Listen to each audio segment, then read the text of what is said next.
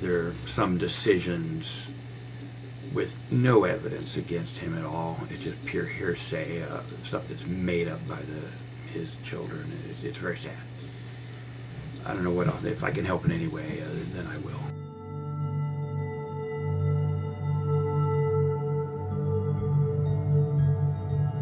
But when you take someone out of that environment and take away all the things they're familiar with, their condition seems to deteriorate rapidly.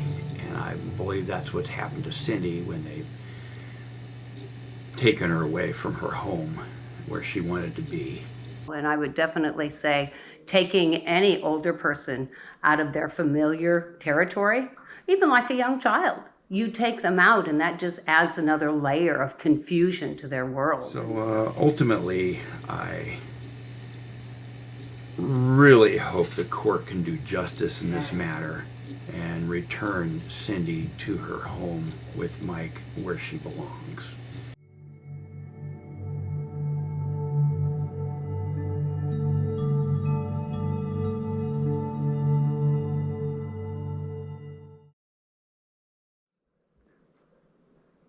Polly had left the room, so I asked Cindy, what do you want to do? Do you want to stay here with Polly or do you want to come home with me? And she said, I want to go home with you right now. Hi, my name is Mike Husky and live in Lilywop, Washington. I've known Mike Libra for over 15 years and I am very familiar with him. I find him one of the most honest and caring people I have ever met, and I've met a lot of people. I've known Cindy for about the last 5 years, and when he's a very honest real estate agent, very competent, and when we were selling my house, he'd come over to my house quite a bit to do paperwork and stuff, and I asked him why he was bringing Cindy with him all the time. And he says, well, Cindy has Alzheimer's and some dementia. And I was surprised to hear this because I saw no signs of it. She had a job, she drove her car, she seemed perfectly competent in every manner. So I was kind of surprised that Mike said, well, he keeps an eye on her, he wants to keep her close to him. And I have to admire that.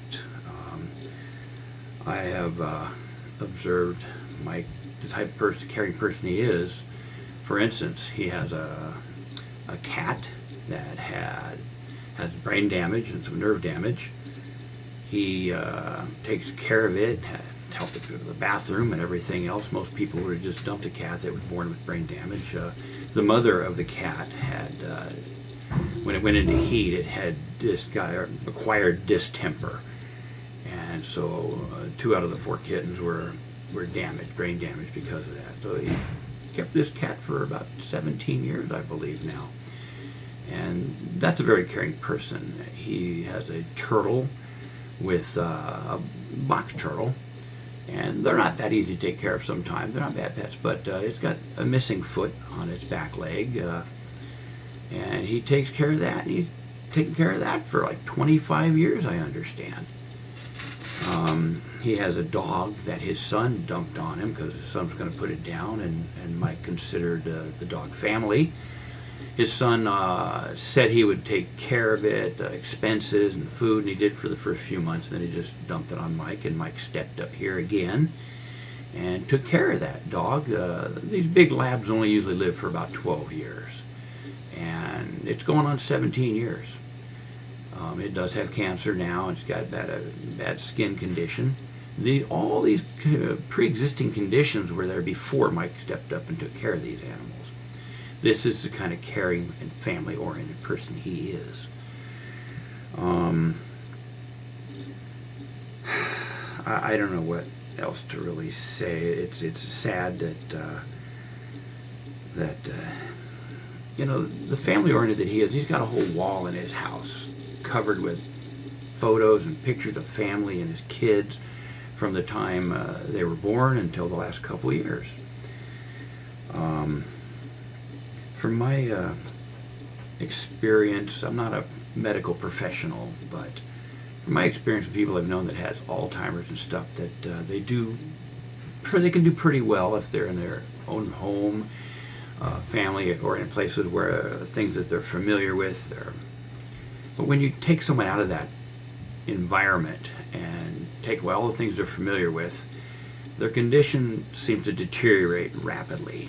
And I believe that's what's happened to Cindy when they've taken her away from her home where she wanted to be and put her in this other environment, and now I believe she's instituted even. So ultimately, I really hope the court can do justice in this matter and return Cindy to her home with Mike where she belongs. This has been a huge injustice, and it's very sad. And Mike has struggled with it. And I certainly hope that the court can do the right thing. Apparently they've made some decisions with no evidence against him at all. It's just pure hearsay, stuff that's made up by his children. It's very sad. I don't know what else. If I can help in any way, then I will. So, and I've seen Mike and Cindy throughout my adulthood, living in Port Angeles and interacting with them quite often. And so I feel very familiar with them and very comfortable. Hearing for the guardianship, the judge says to me, "Well, Mr. Ledbetter, I guess you don't care very much." I said, "What?" I was on the Zoom. You know? "What are you talking about?" She says, "You didn't enter a single document." Oh, wow. I went, "What?" Wow, wow. And I had them in my hand, but I didn't send them because I had 40 pages. And then my own attorney got them to the court, but not in time. Wow. And he says, "Well, I've got them here. Can I re-enter them today?" And she said, "Nope." No. Then she says to the kids, "You win."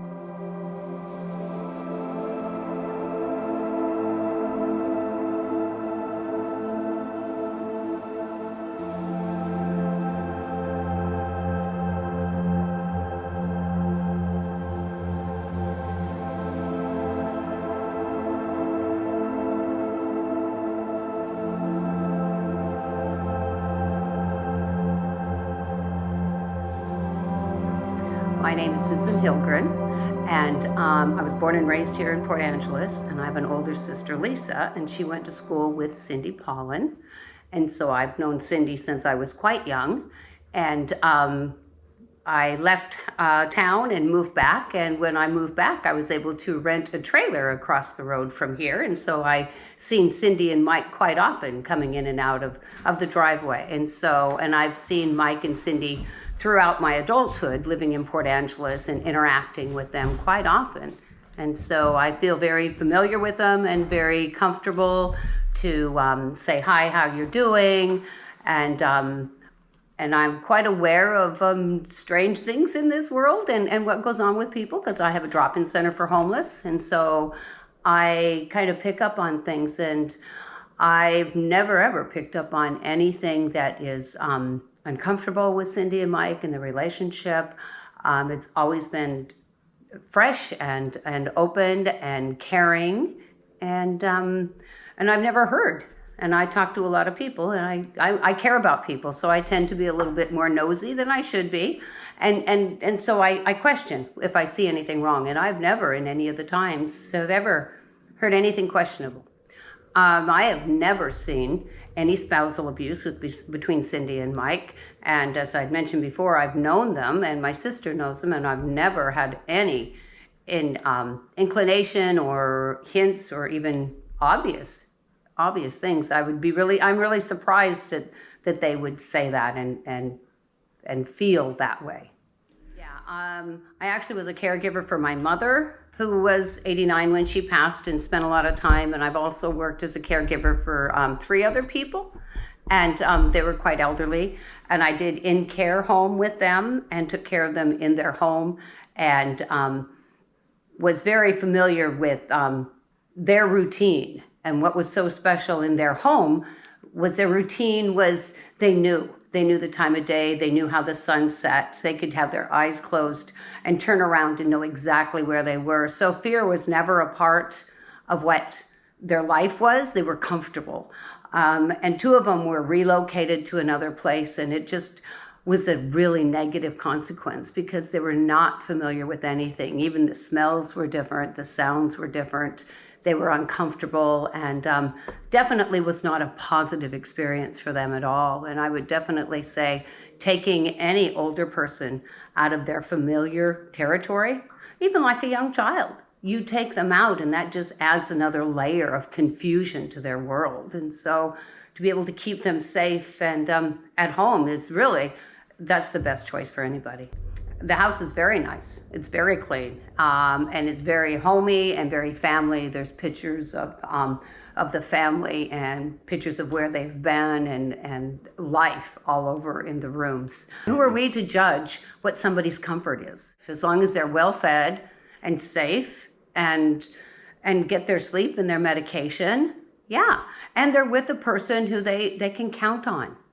Yeah, I'm trying to keep the place the way it was when Cindy left here, so the best I can keep her plants all alive out there and watered and happy.